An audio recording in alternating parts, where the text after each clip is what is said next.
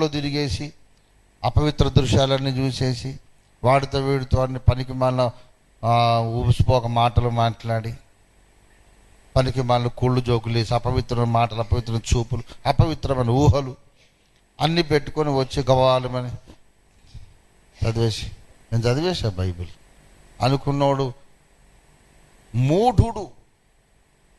అసలు బైబిల్ ముట్టుకోవడానికి భయపడాలి. ప్రభువా, నీ గ్రంథమును ముట్టుకోవడానికి నేను యోగ్యుణ్ణి కాదయ్యా, కనికరించు. నీ గ్రంథము చదవడానికి ఈ కన్నులు యోగ్యమైనవి కాదయ్యా, నా కన్నులు కడుగు నీ శిలువ రక్తంతో, నా కన్నులు తెరువమని ఎంత భయముతో భక్తితో ప్రార్థన చేస్తే నీకంత మంచిది.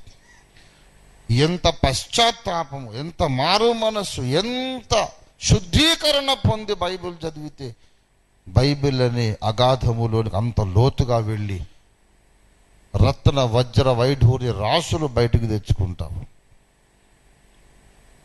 ప్రతి క్రైస్తవుడు కూడా అటువంటి భక్తితో లేఖనాలు చదవడం అలవాటు చేసుకుంటే క్రీస్తు సంఘము ఇంకా ఎంతో ఉన్నతమైన మహిమలోకి వెళ్ళగలుగుతుంది.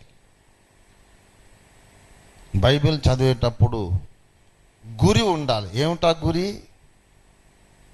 నేను ఈ పఠనము ద్వారా పరిశుద్ధుడను, పరిశుద్ధురాలను కావాలి. ఈ పఠనము ద్వారా నాకు ఉదక స్నానము జరగాలి. దేవునికి స్తోత్రం కలుగును కాక.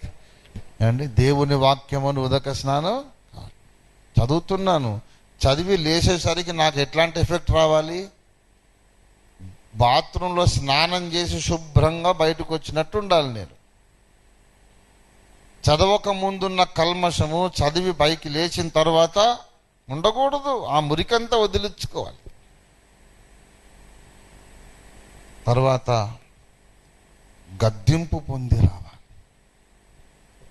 ప్రభువా, నన్ను గద్దించు, నేను ఏ విషయములో తప్పిపోతునో నాకు తెలియపడు, ఏ విషయాల్లో నేను దుఃఖపరిచానో నాకు తెలియపడు, ఏ విషయాల్లో నేను దిద్దుకోవాలో.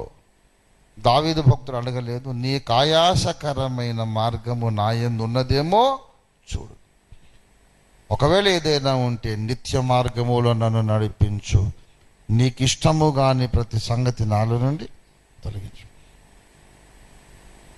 నేను